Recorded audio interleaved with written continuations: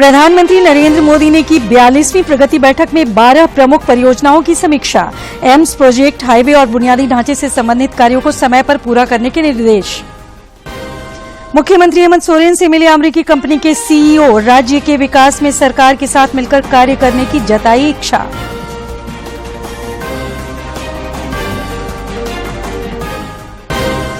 विशेष नमाज के साथ आज झारखंड समेत देश भर में मनाया जा रहा है ईद उल अजहा का त्योहार। राष्ट्रपति, प्रधानमंत्री, राज्यपाल और मुख्यमंत्री ने दी बधाई।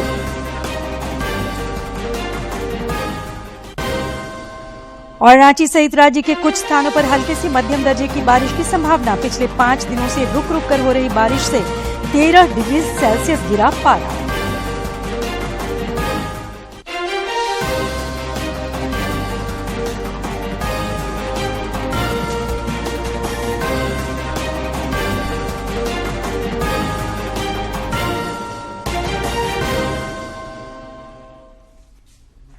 नमस्कार, खबरें झारखंड में आपका स्वागत है। खबरों के साथ मैं हूं सरोज झा और अब खबरें विस्तार से। प्रधानमंत्री नरेंद्र मोदी ने 42वीं प्रगति बैठक में 12 प्रमुख परियोजनाओं की समीक्षा की। इस दौरान उन्होंने एम्स प्रोजेक्ट, हाईवे और बुनियादी ढांचे से संबंधित कार्यों को समय पर पूरा करने के निर्देश दिए। मंत्रालय से जुड़ी 7 परियोजनाएं, रेल मंत्रालय की 2 परियोजनाएं और सड़क परिवहन और राजमार्ग मंत्रालय, इस्पात मंत्रालय, पेट्रोलियम और प्राकृतिक गैस मंत्रालय की एक परियोजना शामिल है। इन परियोजनाओं की कुल लागत 1,21,300 करोड़ रुपए से अधिक है। ये परियोजनाएं 10 राज्यों और 2 केंद्र शासित प्रदेशों से संबंधित हैं। पीएम ने राजकोट, जम्मू, अवंतीपुरा, बीबीनगर, मदुरै, रेवाड़ी और दरभंगा में एम्स के निर्माण की परियोजनाओं की प्रगति की समीक्षा की। पीएम ने सभी हितधारकों से कहा कि वो जनता के लिए इन परियोजनाओं के महत्व को ध्यान में रखते हुए समय सीमा के भीतर काम को पूरा करें। प्रधानमंत्री ने पीएम स्वनिधि योजना की भी समीक्षा की। उन्होंने मुख्य सचिवों से शहरी क्षेत्रों, विशेषकर टियर 2 और टियर 3 शहरों में सभी पात्र स्ट्रीट वेंडरों की पहचान करने और उन्हें कवर करने को कहा। पीएम मोदी ने पथ विक्रेताओं को डिजिटल लेन देन के लिए प्रोत्साहित करने हेतु मिशन मोड में अभियान चलाने और स्वनिधि से समृद्धि अभियान के अंतर्गत स्वनिधि लाभार्थियों के परिवार के सदस्यों को सभी सरकारी योजनाओं का लाभ देने का भी निर्देश दिया। ध्यान रहे कि प्रगति सक्रिय शासन और समय पर कार्यान्वयन के लिए आईसीटी आधारित मल्टी मॉडल प्लेटफॉर्म है। इसमें केंद्र के साथ साथ राज्य सरकारें भी शामिल हैं। मुख्यमंत्री हेमंत सोरेन से अमेरिका के एफिशिएंट सिस्टम के सीईओ संजीव कुमार, रामू और शिवनाथ ने कल रांची में औपचारिक मुलाकात की। इस दौरान उन्होंने मुख्यमंत्री को बताया कि उनकी company infrastructure, education, health care और स्मार्ट सिटी समेत कई और सेक्टर में डिजिटली काम कर रही है। उन्होंने मुख्यमंत्री से कहा कि झारखंड के विकास के लिए सरकार का जो विजन है, उसके अनुरूप उनकी कंपनी साथ मिलकर काम करने को इच्छुक है। इस मौके पर मुख्यमंत्री ने कहा कि राज्य सरकार भौगोलिक परिवेश को देखते हुए स्वास्थ्य के क्षेत्र में बेहतर करने की दिशा में कार्य कर रही है। सरकार ने राज्य में ओला और उबर की तर्ज पर एम्बुलेंस सिस्टम को मजबूत करने की योजना बनाई है, ताकि मरीजों को निकट के अस्पतालों में भर्ती कराने में किसी प्रकार की परेशानी नहीं हो। प्रवर्तन निदेशालय ईडी ने कल रांची में सेना के कब्जे वाली जमीन घोटाला मामले में जमीन पर दावा करने वाले जयंत कर्नाड के अधिवक्ता हिमांशु मेहता से लंबी पूछताछ की।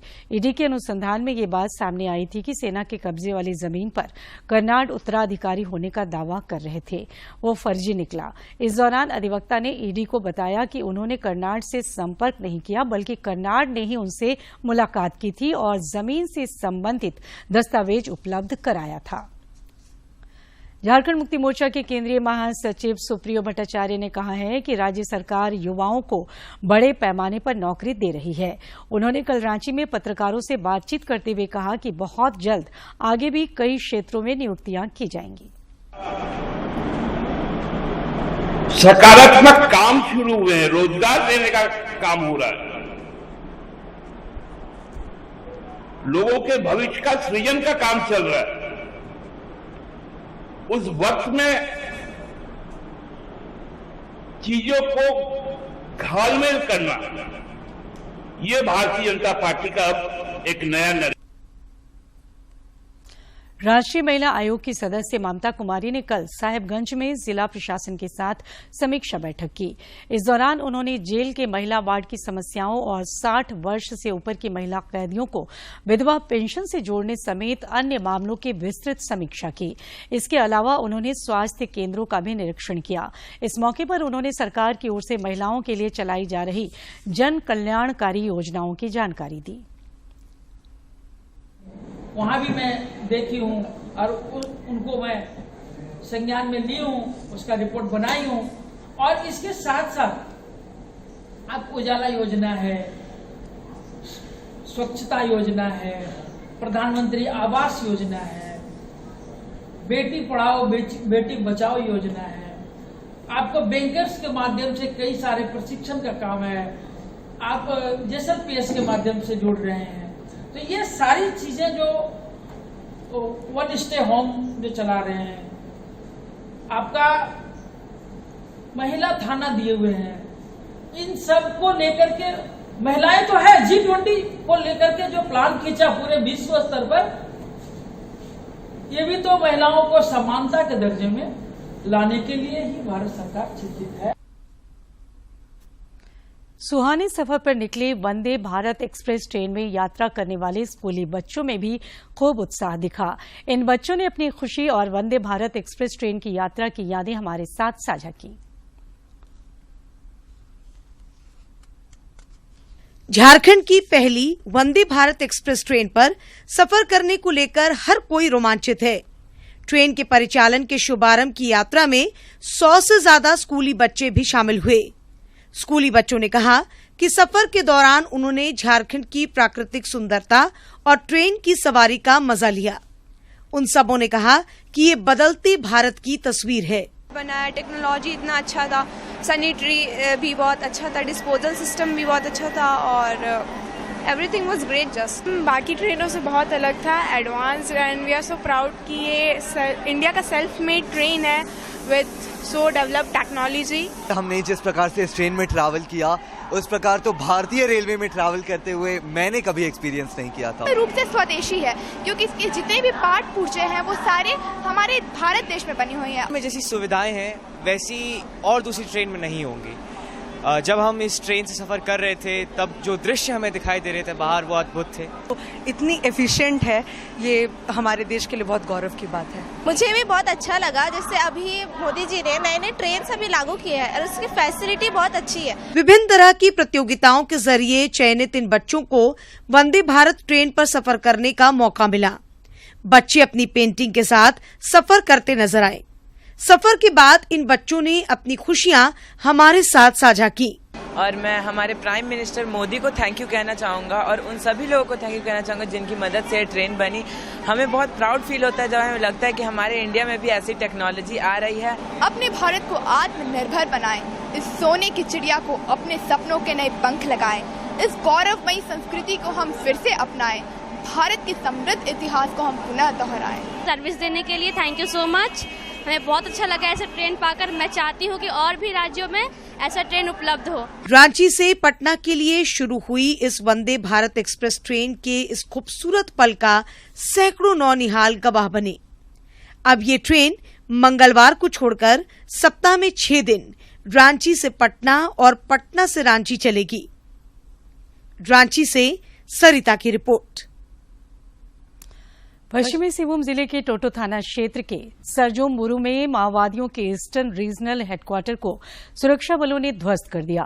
पुलिस अधीक्षक आशुतोष शेखर ने बताया कि नक्सलियों के खिलाफ चलाए जा रहे अभियान के दौरान 193 IEED विस्फोटक और 64 स्पाइक होल्स बरामद किए गए हैं।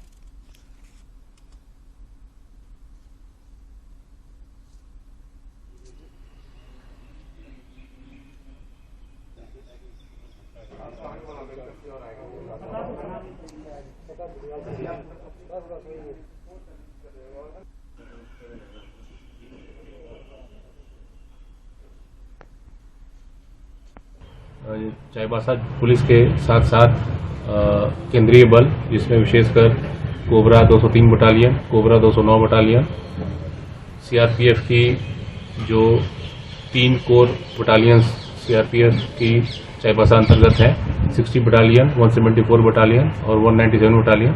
साथ ही साथ जो सीमावर्ती जिले हैं वहाँ से अन्य जो कंपनीज हम लोग को प्राप्त हुई थी उनके द्वारा जो संयुक्त अभियान संचालित किया गया है जिसमें माओवादियों को भारी नुकसान हुआ है। इसरो चंद्रयान 3 की लॉन्चिंग की तैयारी में है। इसरो के अध्यक्ष एस सोमनाथ ने बताया कि भारत के सबसे भारी रॉकेट लॉन्च व्हीकल मार्क 3 से इस मिशन का आगाज किया जाएगा।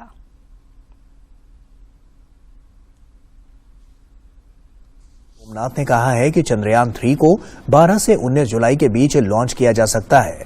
चंद्रयान 3 चंद्रयान 2 का अनुवर्ती मिशन है जो चंद्र सतह पर सुरक्षित लैंडिंग और घूमने की संपूर्ण क्षमता प्रदर्शित करेगा। इसमें लैंडर और रोवर कॉन्फ़िगरेशन शामिल है।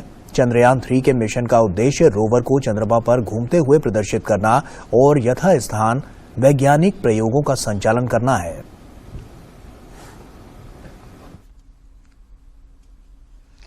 ग्रामीण विकास विभाग के सचिव चंद्रशेखर की अध्यक्षता में कल ग्रामीण विकास विभाग सभागार में ग्रामीण विकास की योजनाओं की वीडियो कॉन्फ्रेंसिंग के माध्यम से समीक्षा की गई। इस दौरान श्री चंद्रशेखर ने कहा कि मनरेगा योजना नहीं है बल्कि ये ग्रामीणों के रोजगार सृजन का सशक्त माध्यम है। उन्होंने सभी उप विकास आयुक्तों को मनरेगा कार्य की पूरी तरह से निगरानी करते हुए मनरेगा से संचालित योजनाएं धरातल पर दिखाई दें, इसे सुनिश्चित करने का निर्देश दिया। मौके पर मनरेगा आयुक्त राजेश्वरी बी और जेएसएलपीएस के सीईओ समेत कई अधिकारी मौजूद थे। राजधानी रांची के जगन्नाथपुर स्थित मौसीबाड़ी से आज भगवान जगन्नाथ, बड़े भाई बलभद्र और बहन सुभद्रा मुख्य मंदिर के लिए रवाना होंगे। इससे पहले भगवान के सभी विग्रहों को रथ पर सवार किया जाएगा। कल मौसीबाड़ी में प्रभु जगन्नाथ और बलभद्र और सुभद्रा को भोग लगाया जाएगा। उधर पूर्वी सिंहभूम के जिला मुख्यालय जमशेदपुर में कल घुरती रथ यात्रा का आयोजन किया गया। जमशेदपुर के डिमना रोड राजस्थान भवन से ये रथ यात्रा डिमना चौक से होते हुए फिर वापस अपने निवास पर पहुंची। इस अवसर पर बड़ी संख्या में श्रद्धालुओं ने रथ को खींचकर भगवानों को उनके निवास स्थान तक पहुंचाया।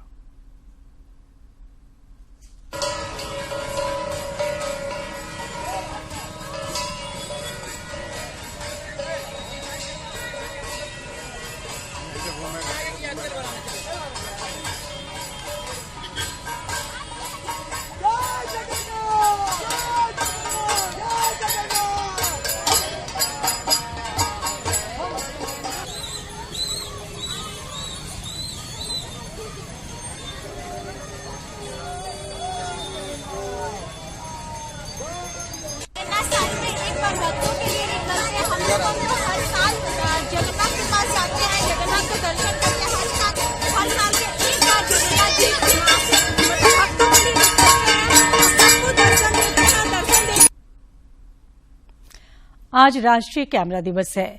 पद्मश्री और लेडी टार्जन के नाम से मशहूर झारखंड की जमुना टुडू पर एक फोटो प्रदर्शनी का आयोजन इन दिनों दिल्ली में हो रहा है।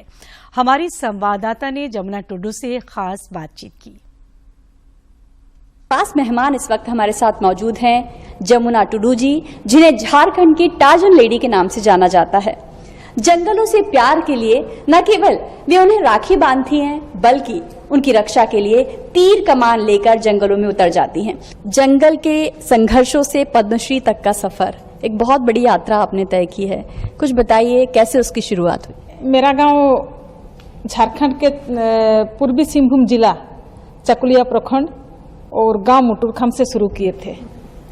मुटुरखाम से शुरू करके मैंने पूरा पूर्वी सिंहभूम जिला में मैंने वन सुरक्षा समिति बनाए। मेरा गांव में जैसे वन सुरक्षा समिति बनाए, उसी तरह मैंने पूरा पूर्वी सिंहभूम जिला में 500 से अधिक समिति मैंने बनाया और हर गांव में जाके मैंने जंगल को सुरक्षा करने के लिए एक संदेश दिया। टार्जन लेडी कैसे बन गई आप? टार्जन लेडी तो बस मैं जो काम किए, और मैं अपने से नहीं बनी हूँ टार्जन लेडी। मुझे आप जैसे पत्रकार बंधु और साथ साथ में हमारा देश के जो माननीय प्रधानमंत्री जी ने टार्जन लेडी का उपाधि दिया। बहुत जख्म भी खाए हैं आपने और जान का जोखिम भी झेला है इस काम के लिए? जी हाँ, मेरा घर में डकैती करा दिया गया था। वो लोग धमकी दिया जो आप आज से जंगल को सुरक्षा करना बंद कर दीजिए। जमशेदपुर के बागबेड़ा के रेलवे ट्रैफिक कॉलोनी की जमीन पर लीजधारी को कब्जा दिलाने कल आरपीएफ और रेलवे के लैंड विभाग के अधिकारी पहुंचे। यहां उन्हें भारी विरोध का सामना करना पड़ा। इस दौरान रेलवे की कार्रवाई के खिलाफ जमीन के दावेदार रेलवे कर्मचारी सुनील पिल्लई ने आत्मदाह करने की कोशिश की।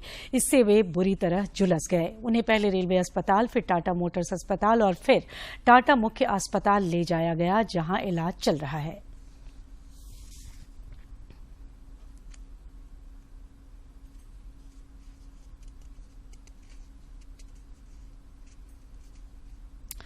आज हरिशयनी एकादशी है। आज से ही भगवान विष्णु देवोत्थान एकादशी तक के लिए योग निद्रा में चले जाएंगे। भगवान विष्णु की शेषनाग पर शयन की शुरुआत का प्रतीक है, जिसे चातुर्मास भी कहा जाता है। आज से 4 महीने बाद प्रबोधिनी एकादशी के दिन भगवान विष्णु जागते हैं। इस मौके पर श्रद्धालु पवित्र नदियों में आस्था की डुबकी लगाते हैं। प्रधानमंत्री नरेंद्र मोदी ने आषाढ़ी एकादशी की शुभकामनाएं दी हैं। पवित्र दिन हमें वारकरी परंपरा के अनुरूप भक्ति, विनम्रता और करुणा के गुणों को अपनाने के लिए प्रेरित करें। भगवान विट्ठल के आशीर्वाद से हम एक सुखी, शांतिपूर्ण और समावेशी समाज के निर्माण के लिए हमेशा मिलकर काम करें। झारखंड समेत देश भर में आज ईद उल अजहा का त्योहार उत्साह के साथ मनाया जा रहा है। ईदगाहों, मस्जिदों और दरगाहों में विशेष नमाज अदा की जा रही है। इस्लाम धर्म के मुताबिक इस दिन को बलिदान का प्रतीक माना जाता है। इस्लामिक कैलेंडर के मुताबिक ईद उल अजहा का पर्व साल के आखिरी महीने में आता है। ये त्योहार मीठी ईद के करीब 2 महीने 10 दिन के बाद मनाया जाता है। इधर रांची में भी ईद उल अजहा का त्योहार उत्साह के साथ मनाया जा रहा है। ईद उल अजहा पर लोगों ने एक दूसरे को गले लगाकर मुबारकबाद दी।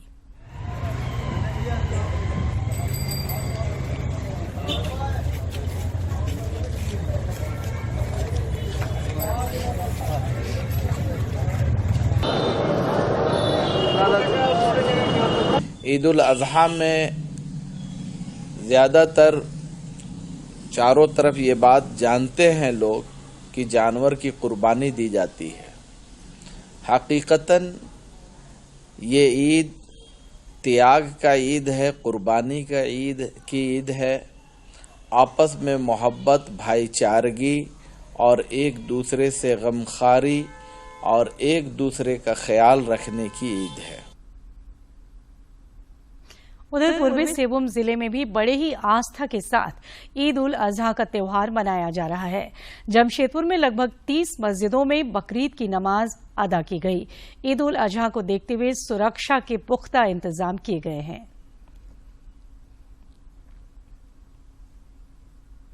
खत्म हुआ है, इसके बाद अपने अपने घरों में जाके कुर्बानी देंगे। और हमारे यहाँ पे भी जस्ट हम लोग नमाज अदा करके यहाँ ईदगाह से निकले हैं और जो ज्यादा खुशनसीब लोग हैं वो लोग हज करने मक्का शरीफ गए हुए हैं। राष्ट्रपति द्रौपदी मुर्मू ने ईद उल अजहा पर लोगों को बधाई दी है। देश विदेश में रहने वाले भारतीयों को शुभकामनाएं दी हैं। अपने संदेश में उन्होंने कहा कि ईद उल अजहा प्रेम और बलिदान का पवित्र पर्व है। ये पर्व हमें मानवता के प्रति त्याग और निस्वार्थ सेवा के मार्ग पर चलने की प्रेरणा देता है। राष्ट्रपति ने कहा कि हम सभी समाज में आपसी भाईचारा और सद्भावना फैलाने का संकल्प लेते हैं। उपराष्ट्रपति जगदीप धनखड़ ने भी ईद उल अजहा की बधाई दी है। और निस्वार्थ सेवा का प्रतीक है और कृतज्ञता व्यक्त करने का एक मौका है। ये सभी परिवारों और समुदायों द्वारा आपस में खुशियां और शुभकामनाएं साझा करने का भी अवसर है। उन्होंने सभी के लिए शांति, समृद्धि और खुशियां लेकर आए ये मंगल कामना की है। प्रधानमंत्री नरेंद्र मोदी समेत कई राजनेताओं ने भी ईद उल अजहा की मुबारकबाद दी है। ये दिन सभी के लिए सुख और समृद्धि लाए, ये हमारे समाज में एकजुटता और सद्भाव की भावना को कायम रखे। ईद मुबारक। इधर राज्यपाल सीपी राधाकृष्णन और मुख्यमंत्री हेमंत सोरेन ने भी राज्यवासियों को ईद उल अजहा की मुबारकबाद दी है। मुख्यमंत्री ने अपने ट्वीट संदेश में कहा है कि त्याग, समर्पण और बलिदान का ये त्योहार आप सभी के जीवन में समृद्धि लाए। आप सभी स्वस्थ और सुखी रहें, यही दुआ करता हूं। आयुष्मान भारत योजना के तहत देश भर में चलाए जा रहे हेल्थ एंड वेलनेस सेंटर से स्वास्थ्य के क्षेत्र में क्रांतिकारी बदलाव देखा जा रहा है। इन केंद्रों में लोगों को मुफ्त चिकित्सा के साथ स्वास्थ्य के प्रति जागरूक भी किया जाता है।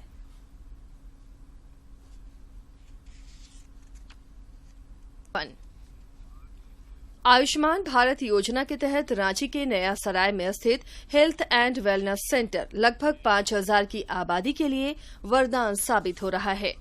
सेंटर के सफलतापूर्वक संचालन से ग्रामीणों को अपने गांव और आसपास में ही टीबी और कैंसर की स्क्रीनिंग, गर्भवती महिलाओं की नियमित जांच और प्रसव की सुविधा के साथ ही ब्लड प्रेशर और शुगर की भी स्क्रीनिंग नियमित रूप से की जाती है।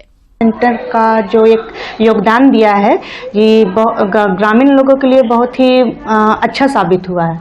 और ये हेल्थ एंड वेलनेस सेंटर जो है ये 3000 से 5000 के पॉपुलेशन के बीच को कवर करता है।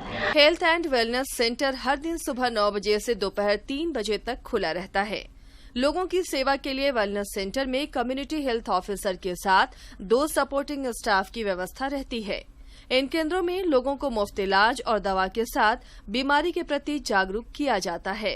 प्रधानमंत्री नरेंद्र मोदी के द्वारा यहाँ स्वास्थ्य हेल्थ एंड वेलनेस सेंटर नया सराय में चलती है।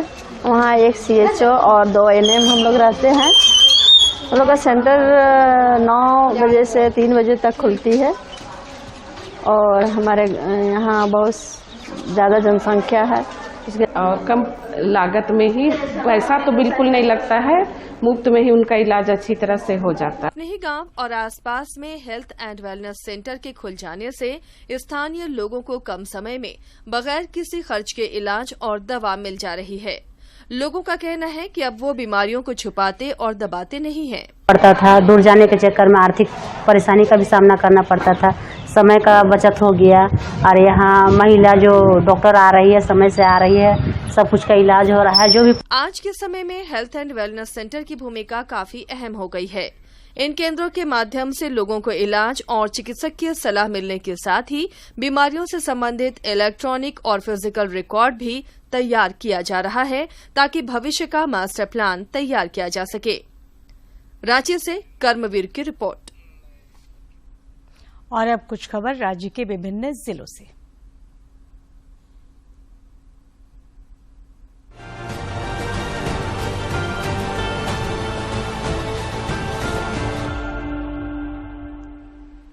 राज्य सरकार ने झारखंड युवा आयोग का अध्यक्ष कुमार गौरव को बनाया है, जबकि विशाल तिर्की और सुनील टुडू को आयोग का सदस्य बनाया गया है।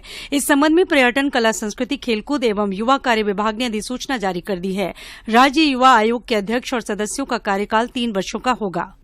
पलामू के उपायुक्त ए दोड्डे श्रम नियोजन, प्रशिक्षण एवं कौशल विकास विभाग की ओर से आयोजित कौशल उत्सव सह सम्मान समारोह में शामिल हुए।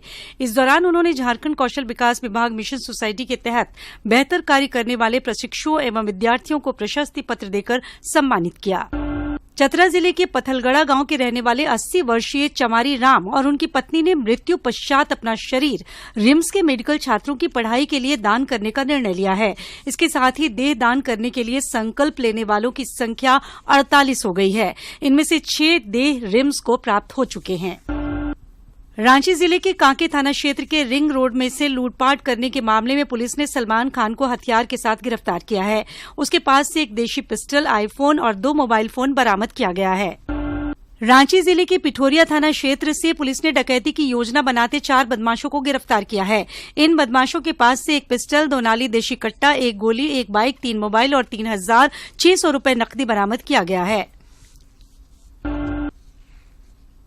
जवाहर नवोदय विद्यालय हुसैनाबाद के लंगरकोट में भवन और 4 दीवारी निर्माण कार्य कर रही एक कंपनी के जनरल मैनेजर शिवशंकर कुमार पर नकाबपोश अपराधियों ने हमला कर घायल किया। इस संबंध में शिवशंकर ने हुसैनाबाद थाना में अज्ञात नकाबपोश अपराधियों के विरुद्ध शिकायत दर्ज कर सुरक्षा की गुहार लगाई है। रांची जिले के चुटिया थाना क्षेत्र के स्टेशन रोड स्थित सरकारी बस डिपो के समीप एक ऑटो चालक की हत्या मामले में 2 लोगों को गिरफ्तार किया गया है। गिरफ्तार आरोपियों में संतोष साहू और एक अन्य शामिल हैं। दोनों से पूछताछ की जा रही है। भारतीय प्रशासनिक सेवा के अधिकारी आलोक त्रिवेदी को राष्ट्रीय स्वास्थ्य मिशन का अभियान निदेशक बनाया गया है। वे पूर्व में विशेष सचिव स्वास्थ्य, चिकित्सा, शिक्षा एवं परिवार कल्याण विभाग के पद पर पदस्थापित थे। इनके अलावा आईएएस अधिकारी भुवनेश प्रताप सिंह को समाज कल्याण विभाग का निदेशक बनाया गया है। स्वास्थ्य मंत्री बन्ना गुप्ता ने कहा है कि राज्य सरकार खेल और खिलाड़ियों के बीच समन्वय स्थापित करने का काम करेगी। वे खेलगांव स्थित 13वीं झारखंड स्टेट शूटिंग चैंपियनशिप और प्रथम Jharkhand inter school shooting championship के उद्घाटन समारोह को संबोधित कर रहे थे। लोहरदगा जिले में कस्तूरबा गांधी आवासीय और झारखंड बालिका आवासीय विद्यालय की बच्चियों ने थाईलैंड भारत की ओर से खेलते हुए 4 स्वर्ण पदक और 3 रजत पदक झटके हैं। विजेता टीम की खिलाड़ी 30 जून को लोहरदगा पहुंचेगी।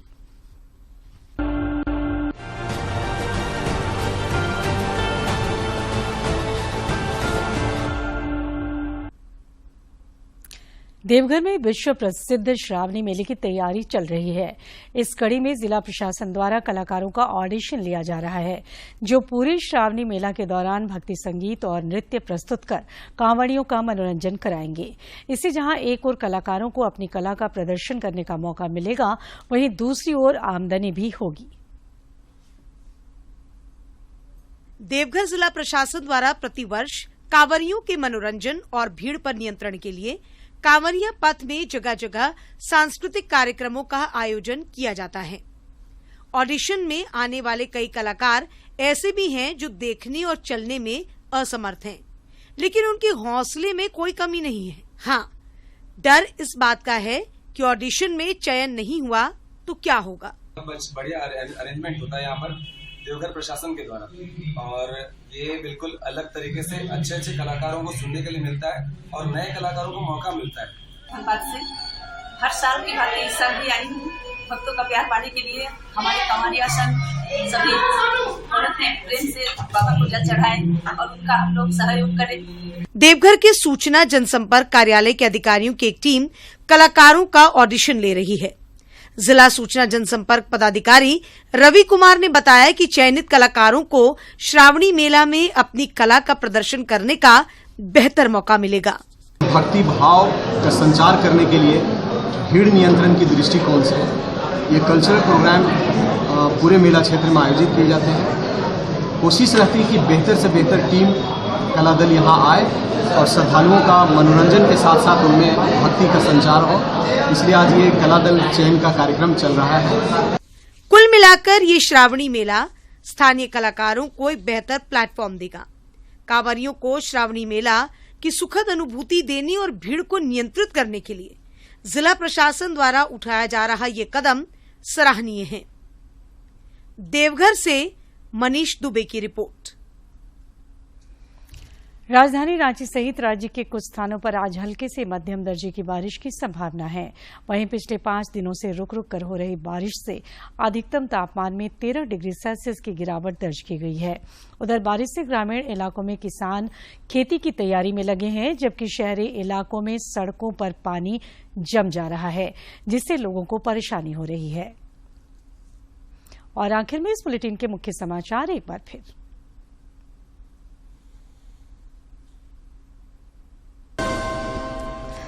प्रधानमंत्री नरेंद्र मोदी ने की 42वीं प्रगति बैठक में 12 प्रमुख परियोजनाओं की समीक्षा।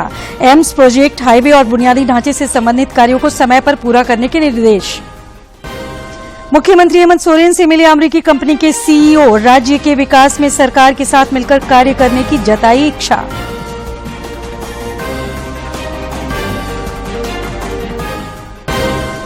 विशेष नमाज के साथ आज झारखंड समेत देश भर में मनाया जा रहा है ईद उल अजहा का त्योहार। राष्ट्रपति, प्रधानमंत्री, राज्यपाल और मुख्यमंत्री ने दी बधाई।